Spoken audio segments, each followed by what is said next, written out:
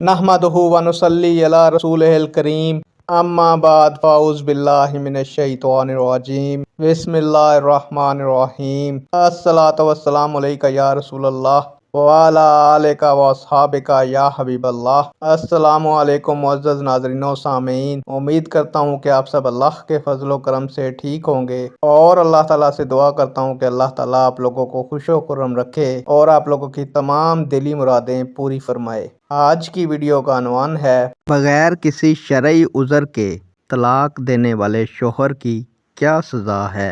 उम्मीद करूँगा कि ये मालूमात आपके इल्म में इजाफ़ा फरमाएगी और आप इस वीडियो को शेयर करेंगे, चैनल को सब्सक्राइब करेंगे ताकि दूसरे लोग भी इस मालूमात से मुस्तफ़ीद हो सकें। बढ़ते हैं वीडियो की जानिब। मुअज़्ज़ज़ नाज़रीन सामीन, निकाह का मकसद नस्ल इंसानी का तहफ़्फ़ुज़, गुनाहों से बचना और निज़ाम तमद्दुन व माशरत की इस्लाह है। तलाक से ये तमाम मकासद ना सिर्फ फौत हो जाते हैं बल्कि मज़ीद माशरती और नफ्सियाती मसाइल भी खड़े हो जाते हैं। इस्लाम में तलाक का जवाज़ सिर्फ नागुज़ीर हालात ही में रवा रखा गया है कि जब मियाँ बीवी के ताल्लुकात में इतना बिगाड़ पैदा हो जाए कि इकट्ठे रहने में किसी नुकसान का अंदेशा हो और इस्लाह की तमाम तर कोशिशें बेसूद हो गई हों। उस वजह से अल्लाह के नज़दीक तलाक हलाल चीज़ों में से सबसे ज़्यादा नापसंद शय करार दी गई है।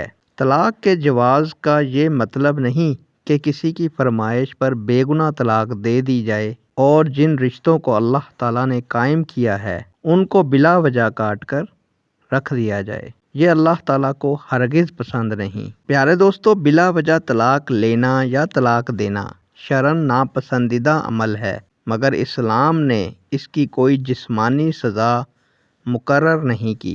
अलबत्ता शोहर को हुक्म दिया गया है कि अज़दवाजी ज़िंदगी के दौरान बीवी को दिए हुए अमवाल व असबाब तलाक की सूरत में बीवी से वापस ना ले।